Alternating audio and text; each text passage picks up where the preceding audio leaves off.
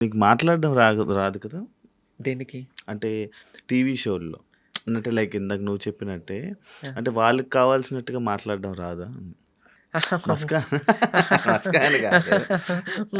అది నాకు రాదు. అంటే అంత రఫ్‌గా ఉంటావు కాబట్టి రఫ్ రఫ్‌గా అంటే అది అంటే నిన్ను చూస్తేనే భయపడేలాగా అది నా రక్తంలోనే ఉంది శివ. ఆ! ఎందుకంటే నేను ట్రాన్స్ ఫీమేల్ అయి ఉండొచ్చు. హ్మ్.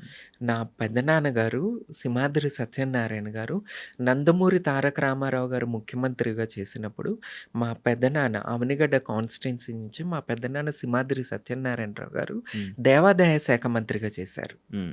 తర్వాత సింహాద్రి రమేష్ గారు వైసీపీ ఎమ్మెల్యే లాస్ట్ టైం హ్మ్. అవనిగడ్డ కాన్స్టిట్యున్సీ. మా ఫ్యామిలీ నుంచి చూసుకుంటే, మా ఊరు నుంచి చూసుకుంటే మేమే 5, 6 నంబర్స్ పొలిటికల్‌గా ఉన్నాం. హ్మ్. సో, అలాంటి బ్లడ్ నాలో ఉన్నప్పుడు హ్మ్. నేనెంత ట్రాన్స్ ఫీమేల్ అయినా సరే బ్లడ్ అదే గదా! హ్మ్. ఆ పౌరుషం, ఆ నిజాయితీ, ఆ రక్తంలో ఉడుకు హ్మ్. అవి కంపల్సరీ ఉంటాయి.